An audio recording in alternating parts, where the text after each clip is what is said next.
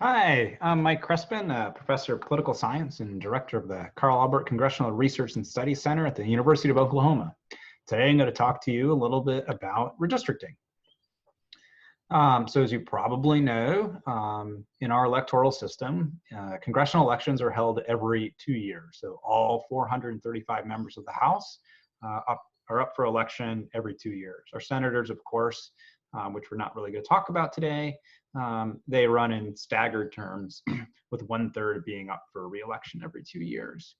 All members of the House run in geographically defined districts. And we're going to talk about today about how we draw those districts, who draws those districts, and potential outcomes from the different methods. You actually do not have to live in the district where you're running. So I give an example. Tammy Duckworth, who most of you at Northwestern should know, when she first ran for the House, she actually didn't live in the district where she was trying to earn office. She had a house that was specially designed and built for her that wasn't in the district where she wanted to run. But she said if she were to win, she would move her house. It's pretty uncommon for a member to actually win if they're not living in the district, but yeah, sometimes they don't. And just a little bit more background. So Article 1, Section 2 provides the constitutional foundation for members running from congressional districts. So I just here's a map of the current set of congressional districts. So this is after the 2018 elections. Obviously red are Republicans and the blue districts are where Democrats won. So you can probably pick out some patterns from here. If you want to stop and think about it, you can pause the recording and think about some patterns, but I'll talk about some. First, I think is obvious, is on the West Coast here, a lot of California coast. In fact, most of the West Coast is represented by Democrats. As we start to move further into California, the Valley, some might call it, we get more Republicans. A lot of the area in the country is red, but of course, as we'll learn, districts have to be equal in population, so area is not the way we want to judge these maps.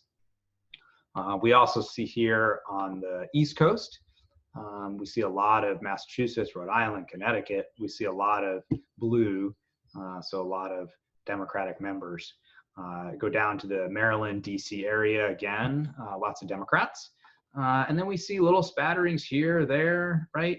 These are mostly cities where we see blue, right? We see some blue in this area.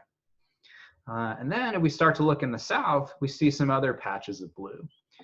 Some of these are cities like in Atlanta, but we also see in South Carolina and Georgia and Alabama and Mississippi some blue districts. And these are represented by African-American members, or largely African-American members. Were to look back in time, we could see there's a lot of geographic reasons why this is the case. Some of it has to do with the Voting Rights Act, and some of it has to do just sort of where people live.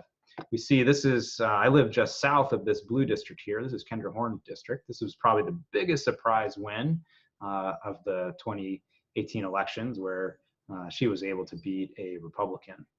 We see blue in Dallas, Houston, right? So lots of cities are blue, and then more of the outside the city's areas tend to be red. Here's just a set of districts for Illinois. I don't really know the geography here other than here's Chicago.